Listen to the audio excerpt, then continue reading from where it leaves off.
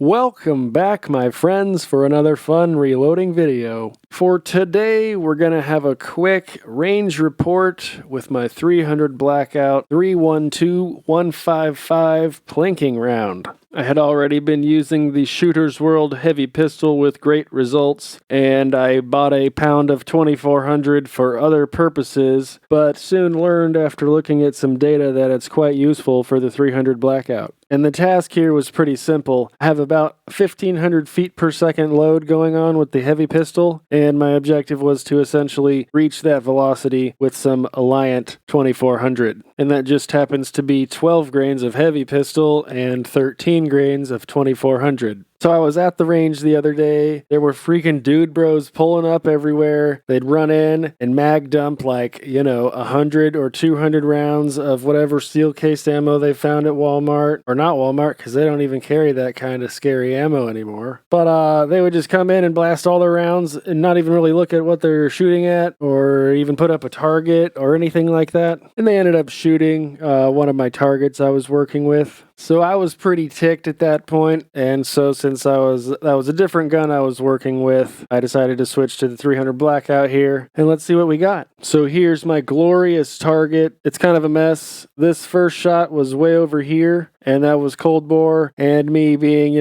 mad at the idiots shooting at my other target just a minute ago. And these were just iron sights, the flip-up mag-pull sights on my 300 Blackout. And we were at 25 yards. We can see once I actually started aiming, those flyers are just myself.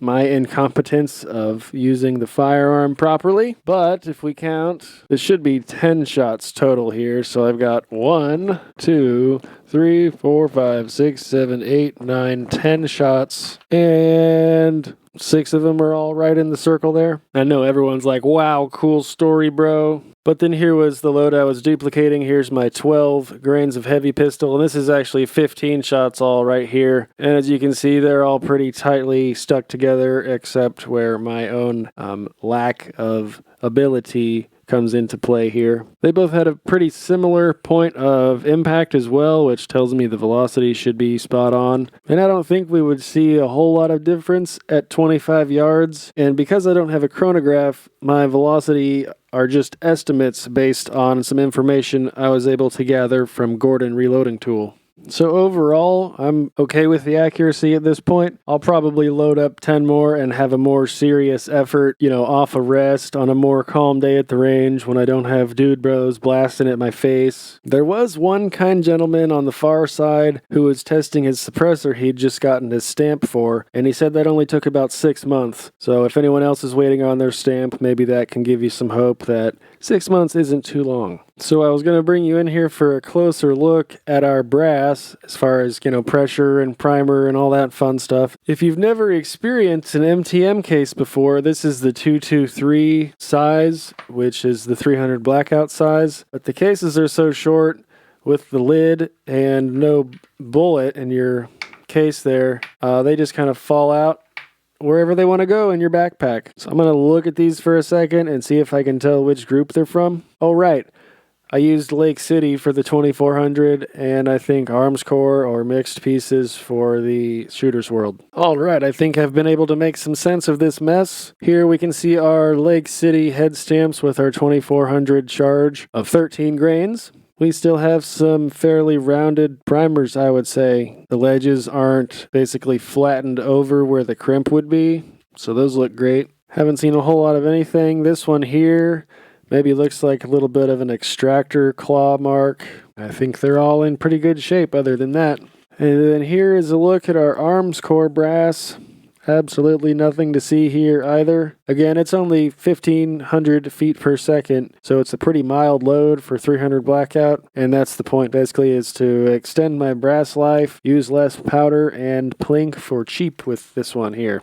And then these random ones in the corner are my 125 TNT with, I think, 18 grains of H110. That's not what we're here to talk about. Enough of that. So overall, I'm pretty satisfied with our 2400 here. As far as it being a super cheap plinking option, 2400 is not the cheapest powder, but it's great to know that I can get pretty close to what I'm trying to achieve with another powder I have on hand if for any reason I run out of this or it's unavailable at a later time. So I might as well load up, 20 to 50 more of these and see what we can do with them. I did have 20 of these loaded up. I ended up just shooting the other 10 at the steel targets at 100 yards. And they actually had basically an identical point of aim, so I think I'm in the right ballpark as far as getting the velocities fairly close together. So if you guys have made it all the way through the video, thanks for hanging out. I appreciate you spending your time with me. Let me know down below where we should go from here as far as the 2413 grains. Should I perhaps try maybe 12.8 and 13.2 and then shoot maybe 3 5-shot groups and see what those look like? I don't know. Should we just